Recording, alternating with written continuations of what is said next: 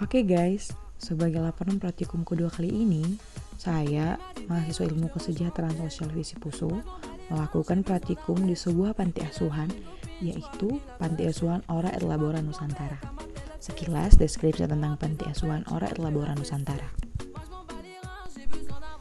Panti Asuhan Ora et Labora Nusantara ini pertama sekali berdiri pada awal tahun 2021, tepatnya pada tanggal 25 Januari 2021. Panti Asuhan Ora et Labora Nusantara merupakan sebuah panti yang memberikan pelayanan sosial kepada anak-anak terlantar dan anak-anak yatim piatu yang pastinya memerlukan bantuan pelayanan sosial.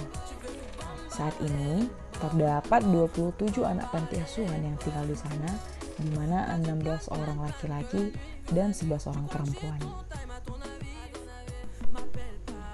Praktikum kedua kali ini, saya menggunakan metode group work, di mana klien saya sendiri adalah anak-anak panti asuhan yang berada di sana. Saya membentuk sebuah kelompok kecil atau small group, yang mana bukan organisasi apalagi masyarakat, melainkan sebuah kelompok kecil yang biasanya berukuran 5-7 orang atau 6-8 orang. Tipe-tipe kelompok dalam pekerjaan sosial dengan kelompok. Kali ini saya menggunakan tipe social conversation atau kelompok percakapan sosial. Kemudian saya juga menggunakan educational group, yaitu kelompok pendidikan.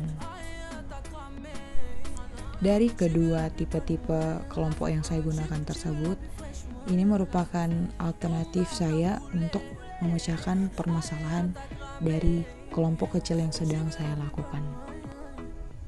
Tahap-tahapan pada metode group work. Yang pertama, intake and contrast. Tahap ini merupakan tahap perkenalan dan membangun sebuah hubungan emosional yang tentunya agar terciptanya sebuah komunikasi yang baik antar pekerja sosial dengan klien. Yang kedua, assessment.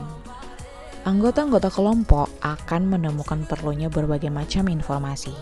Aktivitas tersebut sangat membantu dalam penentuan tujuan kelompok secara rinci, sebagaimana anggota-anggota kelompok tersebut menyusun masalah yang menjadi perhatian mereka secara individual maupun kelompok. Dalam pengumpulan informasi kali ini, saya menggunakan teknik diskusi. Hal ini saya gunakan karena menurut saya lebih mudah untuk mengetahui dan menggali secara langsung informasi dan permasalahan yang sedang mereka hadapi.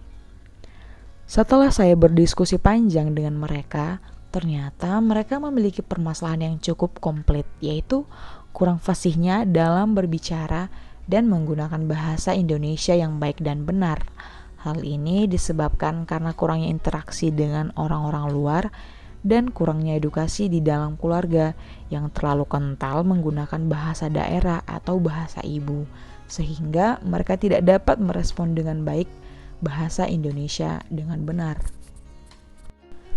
Tahapan yang ketiga yaitu planning atau perencanaan. Setelah saya mengetahui permasalahan kelompok kecil saya, maka saya membuat sebuah mini project yaitu edukasi bahasa atau belajar bahasa Indonesia yang baik dan benar. Tentunya hal ini tidaklah mudah karena harus dibarengi dengan kesabaran dan ketekunan dalam membantu dan mengajari anak-anak tersebut agar mampu berbicara bahasa Indonesia dengan baik. Karena menurut saya, bahasa ini penting sekali dalam berkomunikasi dan berinteraksi dengan sesama.